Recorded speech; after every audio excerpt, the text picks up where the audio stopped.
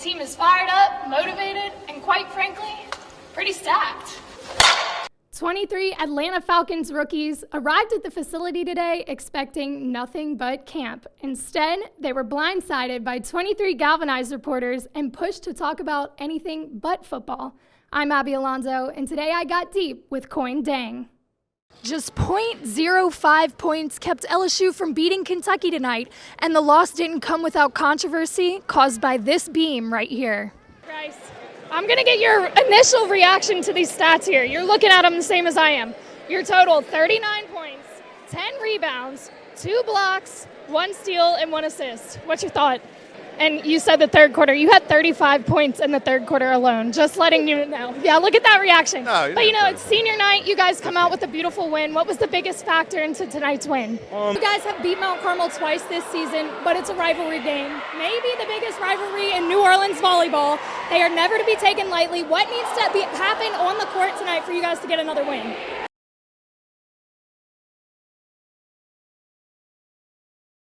LSU baseball is gearing up for what should be a successful season, but one player in particular is ready to play for a bigger reason this spring.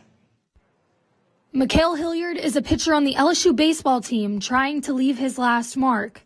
But in June, Hilliard tragically lost his father in a tubing accident.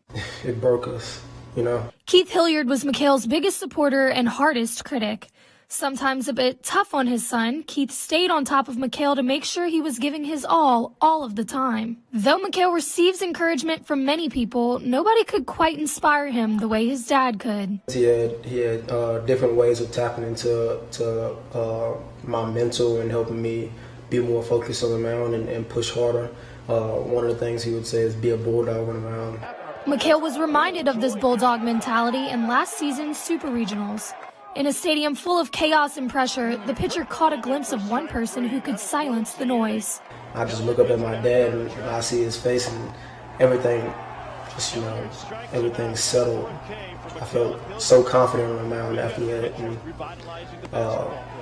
that's one of the memories that definitely be, in the back of my head moving forward. But Keith's influence was bigger than Mikal's performance on the baseball field. It overlapped to life outside of the game. Being a good person was more important than being a good baseball player, and he instilled that idea in his son. Another thing that he would always say is be nice to people, and I feel like that relates outside of baseball and in baseball. Keith Hilliard has impacted many people, including Mikal's own teammates. Mr. Keith was a very encouraging, very positive person. He was always in a good mood. He always wanted to lift up somebody else. And I think that was such a good role model for Mikal to have, such a good foundation for him to come from. Keith's confidence in his son never wavered. He always told me he believed in me. He always told me I'd be great, I'd be something special. I'd leave LSU a legend. And whenever I do get on the mound, I always think about that. And I'm not the biggest, I'm not the strongest, but my mentality is unwavering. Leading the team with his earned run average, Mikal seems to have a successful season ahead. Mr. Keith is forever going to live on through Kale, and I definitely think this season you're going to be able to tell. Though Keith Hilliard may not be in the stands this season, he's in his son's heart, and Mikal is determined to leave a legacy behind to make his dad proud. Hilliard has shown a lot of promise throughout fall ball and should be one of the team's strongest pitchers this season. For Tiger TV Sports, I'm Alonzo. Back to you guys at the desk. After 12 innings and 5 hours of baseball, the LSU Tigers went down to the La Tech Bulldogs for the second time this season. Right-handed pitcher Will Helmer started the game for the Tigers but couldn't seem to find his groove. Louisiana Tech took an early lead, scoring 3 in the first inning and 1 in the second. Trent Vetmeyer took Helmer's place to stop the bleeding and managed to do just that. The Tigers put their first runs on the board in the 5th inning, tying the game with hits from Gavin Dugas, Trey Morgan, and Dylan Cruz. LSU took the lead in the 6th inning with a blooper from Morgan that advanced Dugas home. The Tigers added another run to their lead in the 8th with a double from Jordan Thompson and a single from Dugas.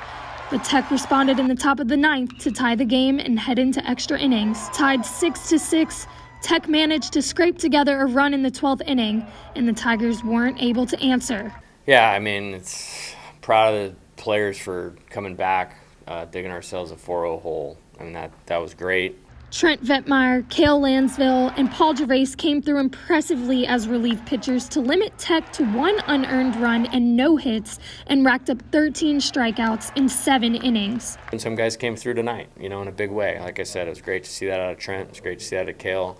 Paul did a nice job for 2 innings. Vetmeyer believes the team is on the verge of busting things open.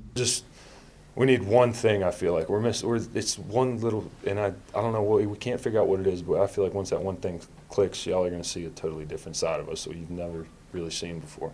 Despite the loss, the team is moving on and preparing to face Florida this weekend. For Tiger TV Sports, I'm Abby Alonzo.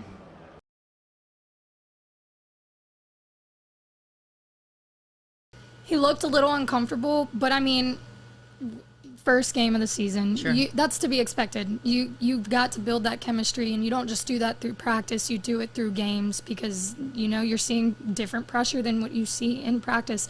I will say he did not have a lot of time. No. The O-line did not win the line of scrimmage. I spoke to Coach Johnson during halftime, and she didn't have much to say other than they have got to stop turning the ball over. I did see she's not on the same page as the refs. There's a little bit of a disagreement there. At one point, she was calling a lane violation, and he kind of turned around and was like, "That's not how fast you count to 3." And they kind of got into it a little bit.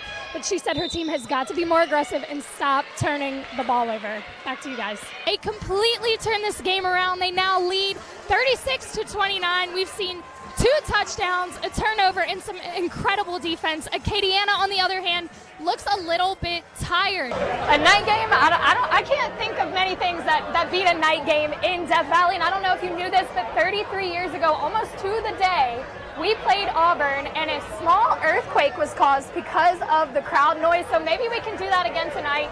The rain's holding off. Hopefully it'll hold off for kickoff. But let's go into the studio to Tiger TV sports reporter Emily Gill to see what the weather looks like. Absolutely, and Xavier Moore had the first walk-off in Baton Rouge Rougarou history. I don't know, if that's not something that lights you up and gets you going, then I don't know what is. And I had to go down there. I ran down there right after it happened, got a post-game interview, and they were electric. They were through the roof.